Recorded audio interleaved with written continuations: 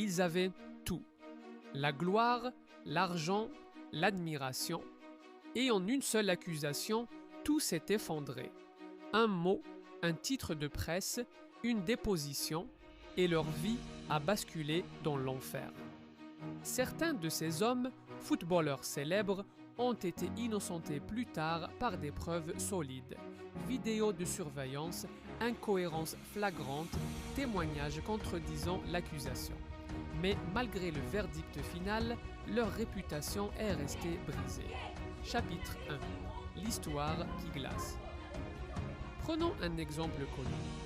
Brian Banks, jeune prodige du football américain, promis à une carrière exceptionnelle. Accusé de viol par une camarade de lycée, il passe 6 ans en prison. Puis un jour, l'accusatrice avoue avoir menti. Condamnation annulée. Mais Banks a tout perdu. Sa jeunesse, sa carrière, ses rêves. La justice l'a blanchi. Mais le monde, lui, ne lui a jamais rendu ce qu'il avait perdu. Chapitre 2. La vidéo qui sauve. Trop tard. Dans d'autres affaires, des preuves vidéo sont venues contredire les accusations. Des caméras de surveillance montrant des moments consensuels, des enregistrements qui détruisent la version initiale. Et pourtant, même quand la justice conclut non coupable, les titres restent accusés de viol. Les sponsors ne reviennent pas. Les clubs hésitent. L'opinion publique a déjà jugé. Chapitre 3. Cristiano Ronaldo a été accusé de viol en 2009 par Catherine Mayorga. L'affaire a refait surface en 2018, mais après enquête, le parquet de Las Vegas a annoncé en 2019 qu'il ne serait pas poursuivi, faute de preuves suffisantes et en raison d'incohérences dans le dossier. Il a donc été innocenté au regard de la justice, mais son image est restée entachée dans l'opinion publique. Chapitre 4. Neymar, le procès médiatique.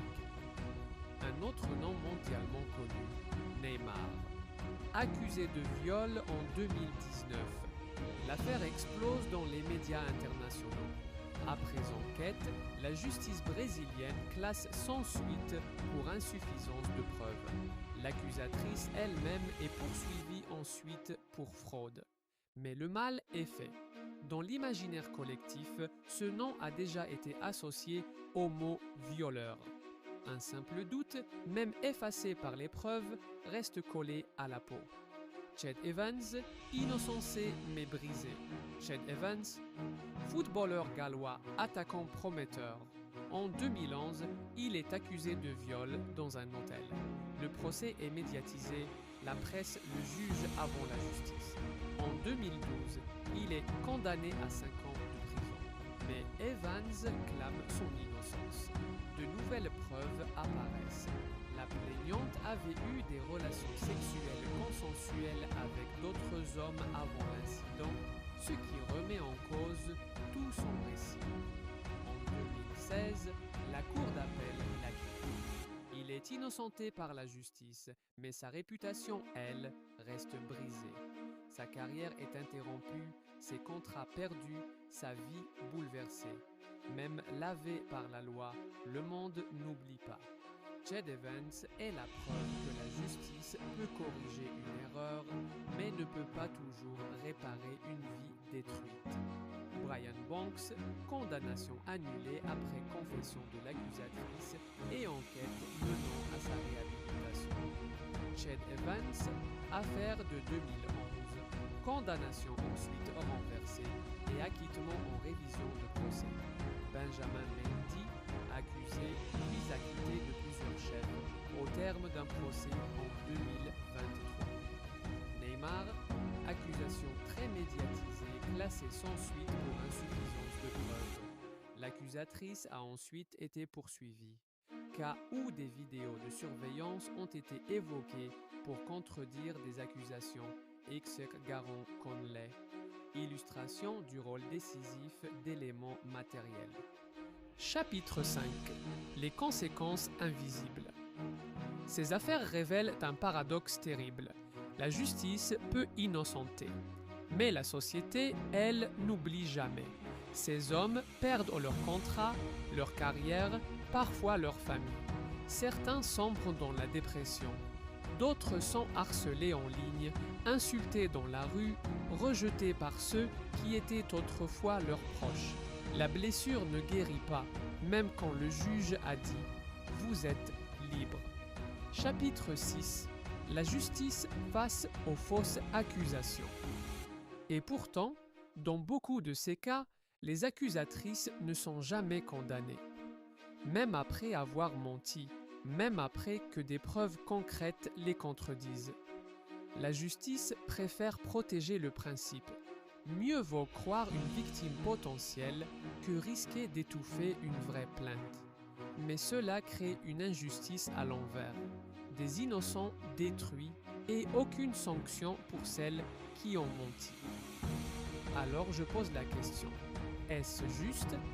Est-ce normal qu'un homme perde tout et que la personne qui l'a accusé à tort ne subisse aucune conséquence? Chapitre 7. Ne pas confondre avec les vrais criminels. Soyons clairs, il existe de vrais violeurs. Des hommes qui méritent d'être dénoncés, jugés, condamnés, enfermés. La colère contre eux est légitime, mais quand un innocent est détruit par un mensonge, cela salit aussi la parole des vraies victimes. Car chaque mensonge rend la société plus méfiante et complique la lutte contre les agresseurs réels. Chapitre 8. Benjamin Mendy, Brian Banks, Connor Oberst, des hommes célèbres, salis, traînés dans la boue par de fausses accusations de viol. Et pourtant, les preuves étaient claires. Vidéos de surveillance, incohérences flagrantes, aveux de mensonges. Mais malgré leur innocence, leur réputation est détruite à jamais. Le plus choquant, les accusatrices, elles, ne sont presque jamais condamnées. Comme si mentir n'était pas grave. Résultat, un homme innocent perd tout. Et la société ferme les yeux. Aujourd'hui, il est plus facile d'accuser un homme de viol, encaisser un dédommagement et ne jamais risquer la prison que de braquer une banque. Parce que casser une banque, c'est risquer gros. Accuser un homme, c'est risquer rien. Conclusion. Le débat. Alors je te demande, qu'en penses-tu? Faut-il que la justice condamne systématiquement les fausses accusatrices? Ou faut-il accepter cette faille pour ne pas décourager les vraies victimes de parler?